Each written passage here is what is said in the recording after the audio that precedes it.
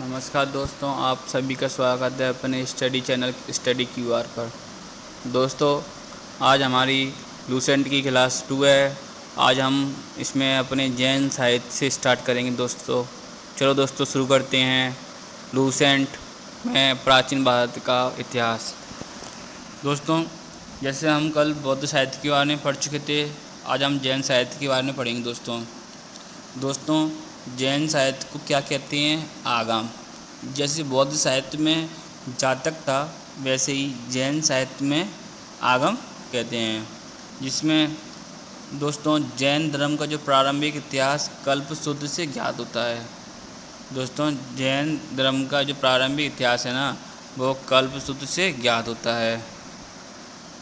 दोस्तों, जैन ग्रंथ एक भगवती सूत्र, क्या है? भगवती सूत्र, जिसमें जैन धर्म भगवती सूत्र क्या है दोस्तों? भगवती सूत्र दोस्तों जैन ग्रंथ से संबंधित है, जिसमें महावीर जी के जीवन के कृत्यों एवं उनके समकालीन कुछ चीज़ें थी, उनका वर्णन किया गया है। मतलब वर्तमान महावीर हैं, उन्होंने कौन कौन से कार्य किए और उनके समकालीन कार्य, उस टाइम उन्होंने कौन कौन से कार्य किए और उनके समकालीन चरित्र, कुछ जो लोग थे उनके संबंध के बारे में वर्णन भगवती सूत्र में किया गया है। दोस्तों, आगे चलते हैं। एक लेखक थे चाणक्य। दोस्तों, चाणक्य को आप या तो कौटिल्य बोल दो या विष्णुगुप्त बोल दो। चाणक्य कौन थे दोस्तों? चाणक्य दोस्तों चंद्रगुप्त मौर्य के प्रधानमंत्री थे। कौन थे? चंद्रगुप्त मौर्य के प्रधानमंत्री थे। दोस्तों, चाणक्य वो चाणक्य हैं जिसने नंद वंश को चंद्रगुप्त मौर्य के साथ समाप्त किया था। ये चंद्रगुप्त मौर्य के गुरु भी माने जाते हैं। तो उन्होंने एक बुक लिखी थी। क्या लिखा था? बुक। उस बुक का नाम था अर्थशास्त्र। क्या नाम था? अर्थशास्त्र। चाणक्य 3 नाम है, चाणक्य, कौटिल्य या विष्णुगुप्त। ये कौन थे? ये चंद्रगुप्त मौर्य के प्रधानमंत्री थे एवं उनके गुरु थे। इनके साथ ही मिलकर चंद्रगुप्त मौर्य ने नंद वंश को समाप्त किया था और इनकी बुक है अर्थशास्त्र। दोस्तों, अब हम पढ़ते हैं अर्थशास्त्र के बारे में। दोस्तों, अर्थशास्त्र को किसमें? 15 अधिकरणों एवं 180 प्रकरणों में, मतलब 15 अधिकरण और 180 प्रकरण में विभाजित किया गया है। किसमें विभाजित किया गया है? 180 प्रकरण में। दोस्तों, ये आपको याद करना हो। लूसेंट तो आपको पूरी याद करनी दोस्तों, जिसमें हर पॉइंट पर जो मैं आपको विशेष बल दे रहा हूँ, उनको तो आपको जरूर याद करना है दोस्तों। 15 अधिकरण और 180 प्रकरण। दोस्तों, जो अर्थशास्त्र बुक है, इसको किसने लिखा है? चाणक्य ने। तो क्या होता है दोस्तों? सॉरी दोस्तों, क्या बोला गया था? अर्थशास्त्र में कितने अधिकरण हैं दोस्तों? इसमें दोस्तों 15 अधिकरण है और क्या है? 180 प्रकरण है। दोस्तों, अर्थशास्त्र पुस्तक चाणक्य ने लिखी है। चाणक्य कौन थे? चंद्रगुप्त मौर्य के प्रधानमंत्री थे। चंद्रगुप्त मौर्य किस वंश से संबंधित हैं? ये मौर्यकालीन वंश से संबंधित है, इसलिए इसमें मौर्यकालीन इतिहास के बारे में जानकारी प्राप्त होगी। देखो दोस्तों, प्राचीन काल में विद्वान लोग राजाओं के संरक्षण में रहते थे, इसलिए जो विद्वान जिस राजा के संरक्षण में रहता था, तो वो अपनी बुक में, चाहे वो ऐतिहासिक लिख रहा हो या धार्मिक लिख रहा हो बुक, उसमें उस राजा की, प्रजा का, राजा का, उसकी शासन व्यवस्था का जरूर वर्णन करता था। इसलिए हमको उन राजाओं की वंशावली, इतिहास के बारे में जानकारी प्राप्त होती है। चलो दोस्तों, आगे चलते हैं। दोस्तों, जैसे इसमें दिया गया है अपना संस्कृत साहित्य है। दोस्तों, संस्कृत साहित्य में जो शुरुआत की गई थी इतिहास लेखन की, जो क्रमबद्ध तरीके से, कंटिन्यूस तरीके से, जिसका प्रयास किसने किया था दोस्तों? कलहण ने किया था। किसने किया था दोस्तों? कलहण ने। दोस्तों, कलहण की एक बुक है राजतरंगिणी। कौन है? राजतरंगिणी। संस्कृत साहित्य में पहली बार इतिहास लिखने का ट्राई किसने किया? इतिहास तो लिखे गए हैं, परंतु क्रमबद्ध तरीके, सीक्वेंस वाइज। ऐसे इतिहास तो लिखा गया है कि आज का दे दिया, आज से फिर 100-200 साल बाद का इतिहास दे दिया है, परंतु सिक्वेंस वाइज बिल्कुल इतिहास किसने लिखा था? कलहण ने। उनकी बुक का नाम क्या था? राजतरंगिणी। दोस्तों इस राजतरंगिणी में कश्मीर के इतिहास का वर्णन है। मतलब कलहण ने क्या लिखा था? राजतरंगिणी। राजतरंगिणी में क्या दिया है दोस्तों? ये संस्कृत का स्रोत है, साहित्य का स्रोत है, जिसमें ऐतिहासिक घटनाओं का क्रमबद्ध वर्णन किया गया है। ये किस राज्य से संबंधित है दोस्तों? इसका संबंध कश्मीर राज्य से है। दोस्तों आगे चलते हैं, मुस्लिम साहित्यकार के बारे में चर्चा करते हैं। जैसे एक लेखक थे अली अहमद। कौन थे? अली अहमद। इनकी बुक थी चचनामा। क्या थी? चचनामा। क्या थी दोस्तों? चचनामा। तो इसमें क्या किया गया है इस बुक में? चचनामा ने अली अहमद ने चचनामा बुक लिखी थी दोस्तों। उस बुक में अरबों की सिंध विजय का वृत्तांत, जब अरब लोग आए थे अपने सिंध पर विजय प्राप्त करने के लिए, उस टाइम अपने सिंध का राजा कौन था? दाहिर था।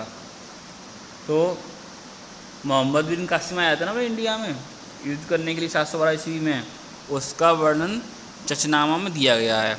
इसके लेखक अली अहमद हैं। अब चलते दोस्तों, एक बुक है अष्टाध्यायी। कौन सी बुक है? अष्टाध्यायी।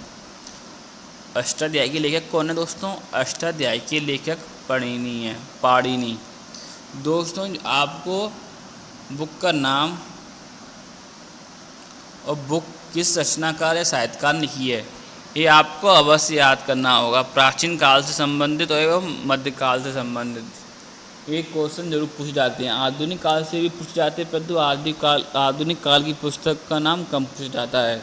इसलिए आप प्राचीन भारतीय इतिहास की एवं मध्यकालीन भारतीय इतिहास की जो बुक हैं और उनका नाम एवं उनके में थोड़ा बहुत क्या दिया गया है एवं उनकी रचना किसने की है, ये थोड़ा याद कर लीजिएगा।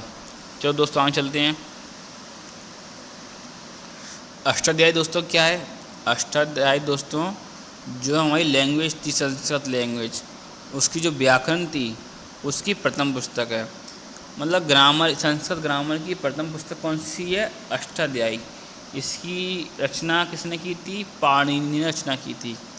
दोस्तों इसमें क्या होता है इस अष्टाध्यायी में, जिसमें जो मौर्य का इतिहास था उससे संबंधित एवं उनकी राजनीतिक अवस्था है ना, क्या उनकी शासन व्यवस्था थी, लोग कैसे रहते थे, वर्ण क्रम क्या था, उनका वर्ण इसमें अष्टाध्यायी से मिलता है।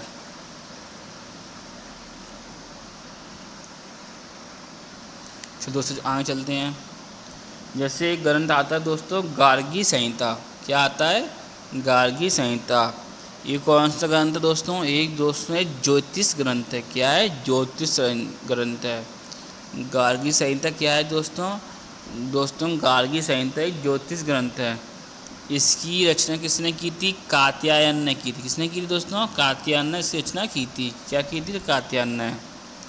इसमें क्या लिखा गया है? इसमें दोस्तों देखो, ज्योतिष ग्रंथ होने के बावजूद भी इसमें कुछ इतिहास की बातें लिखी गई हैं। जैसे इसमें लिखा गया है, इसमें जो भारत में जो यवन आक्रमण हुआ था ना, उसका उल्लेख गार्गी संहिता में मिलता है। जो कात्यायन की जो गार्गी संहिता थी, उसमें जो भारत में यवन का आक्रमण हुआ था उसकी का उल्लेख कात्यायन में उसमें गार्गी संहिता में मिलता है। चलो दोस्तों आगे चलते हैं। दोस्तों एक बुक है महाभाष्य। क्या बुक है दोस्तों? महाभाष्य। इसकी रचनाकार कौन दोस्तों? इसकी रचनाकार दोस्तों पतंजलि है। कौन है? पतंजलि। दोस्तों पतंजलि कौन थे? दोस्तों पतंजलि पुष्यमित्र शुंग के पुरोहित थे। कौन थे? पुरोहित। अब दोस्तों देखो, इनकी बुक का नाम क्या है? महाभाष्य। किसके पुरोहित थे ये अपने पुष्यमित्र शुंग के पुरोहित थे। जब ये उनके पुरोहित हैं तो हमें उनकी बुक से किसी जानकारी मिलेगी? हमें उनके बुक से शुंग वंश के इतिहास का पता चलेगा। जब कोई कवि या रचनाकार उनके संरक्षण में रह रहा है तो उनके बारे में जानकारी अवश्य अपनी पुस्तक में लिखेगा। इसलिए दोस्तों चलो दोस्तों आगे चलते हैं। अब दोस्तों हमने अपने इंडिया के बारे में पढ़ लिया। अब जो विदेशी से जो यात्री इंडिया में आए थे उनसे अपने भारतीय इतिहास के बारे में क्या जानकारी मिलती है वो उसका हम अध्ययन करेंगे। चलो दोस्तों आगे चलते हैं। जैसे दोस्तों आता है यूनानी रोमन लेखक। सर्वप्रथम क्या आता है दोस्तों, यूनानी ग्रीक रोमन लेखक आते हैं। जैसे चलते हैं दोस्तों, सर्वप्रथम पढ़ते हैं हम टेशियस के बारे में। कौन था टेशियस दोस्तों, इसके बारे में केवल एक चीज़ याद कर लीजिएगा, टेशियस ईरान का राजवैद्य था। कौन था, ईरान का राजवैद्य। और यार इसने दोस्तों इन्होंने ऐसी बात लिख दी हैं अपनी पुस्तक में, तो लगता है कि इन्होंने अतिशयोक्ति कर दी है। मतलब जो इन्होंने लिखा है अपनी पुस्तक में इंडिया के बारे में, लगता नहीं वो सच है। इसलिए अपन लोग इनके इतिहास को मान्यता नहीं देती हैं, परंतु हम इसके याद रखते हैं केवल टेशियस कौन था, ईरान का राजवैद्य। ठीक है दोस्तों आगे चलते हैं। अब सर्वप्रथम महत्वपूर्ण चीज़ आती दोस्तों, एक लेखक है हेरोडोटस। आप दोस्तों ने इसके बारे में जरूर सुना होगा। इसको क्या बोलते हैं, फादर ऑफ हिस्ट्री। क्या बोलते हैं, फादर ऑफ हिस्ट्री, इतिहास का पिता कहा जाता है। दोस्तों इतिहास का पिता क्यों कहते हैं, क्योंकि इन्होंने इतिहास के ऊपर बुक लिखना स्टार्ट किया था, इसलिए इनको इतिहास का पिता कहते हैं। इनकी ये बुक थी, उस बुक का नाम दोस्तों हिस्टोरिका था। क्या था दोस्तों, हिस्टोरिका था। दोस्तों आप हिस्टोरिका किसने लिखी थी दोस्तों, हिस्टोरिका दोस्तों हेरोडोटस ने लिखी थी। हेरोडोटस को क्या कहते हैं दोस्तों हेरोडोटस को इतिहास का पिता कहते हैं।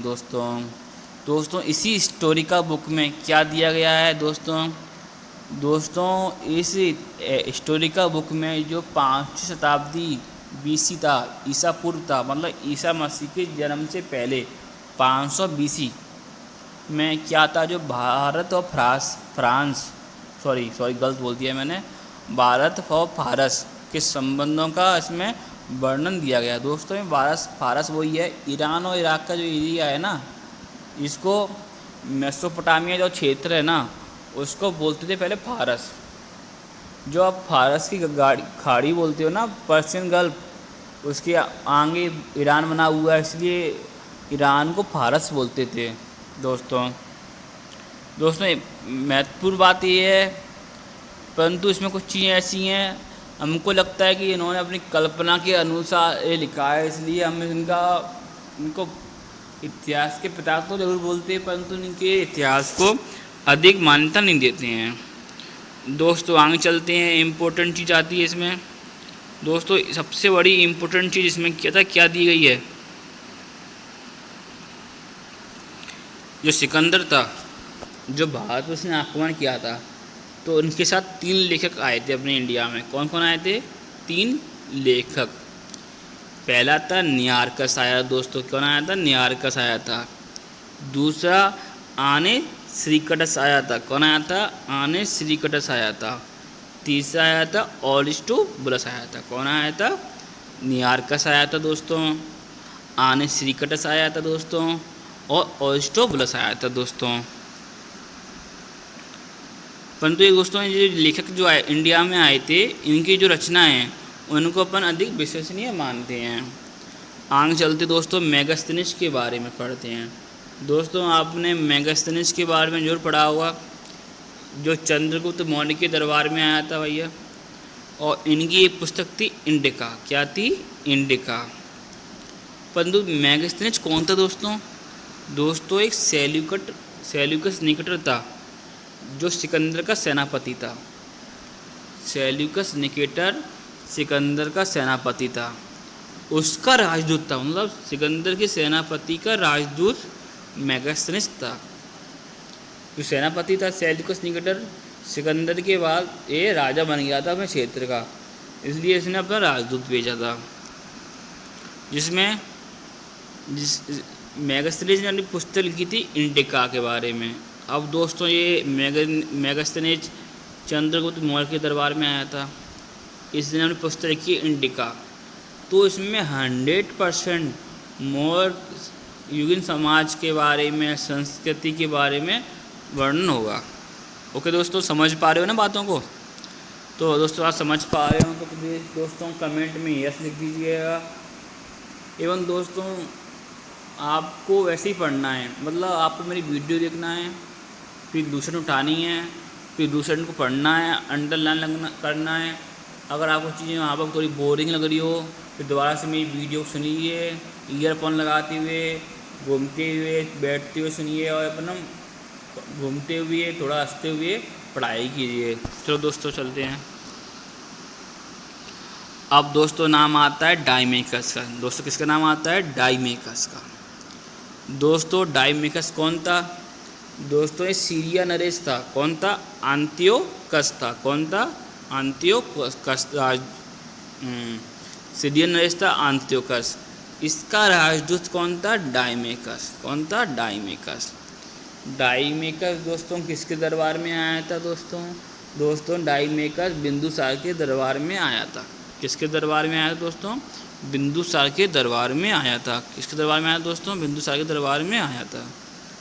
तो दोस्तों इसमें क्या दिया गया है? तो दोस्तों इसमें आया बिंदुसार के दरबार में है। बिंदुसार कौन था? चंद्रगुप्त मौर्य का उत्तराधिकारी था, तो मौर्य वंश से संबंधित था, तो इसका विवरण भी मौर्य युग से संबंधित होगा। दोस्तों समझ पाए दोस्तों?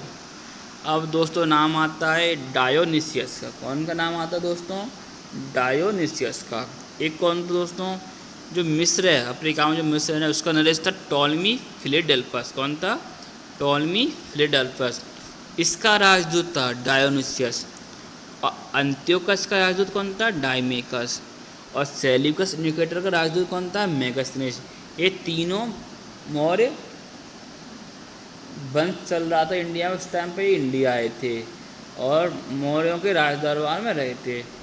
तो दोस्तों डाइमेकस, डायोनिसियस, टॉलमी फिलेडेल्फस का राजदूत था, जो किसके दरबार में आया था दोस्तों इसके बारे में लोगों को कन्फ्यूजन रहता है, ये बिंदुसार के दरबार में आया था या अशोक के दरबार में आया था।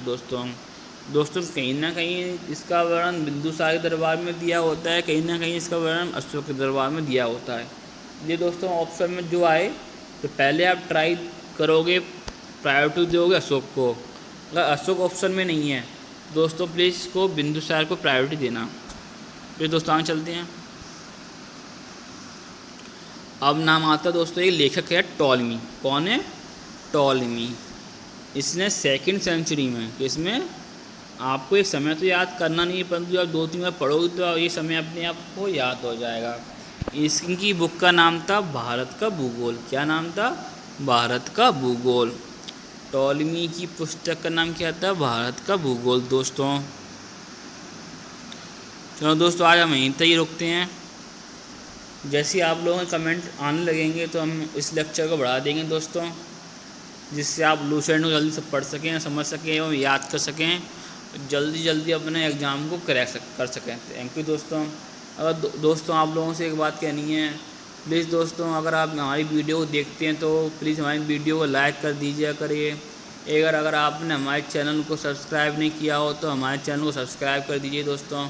एवं जो लड़का बच्चा या फ्रेंड जो पढ़ना चाह रहा हो, यूट्यूब में कन्फ्यूजन हो, तो हम लूसेंट को स्टार्ट कर रहे हैं। शुरुआत में बच्चे लूसेंट भी पढ़ते हैं, प्लीज़ उसको भी आप इन चीज़ों को शेयर कीजिए दोस्तों। थैंक यू दोस्तों। जय हिंद दोस्तों।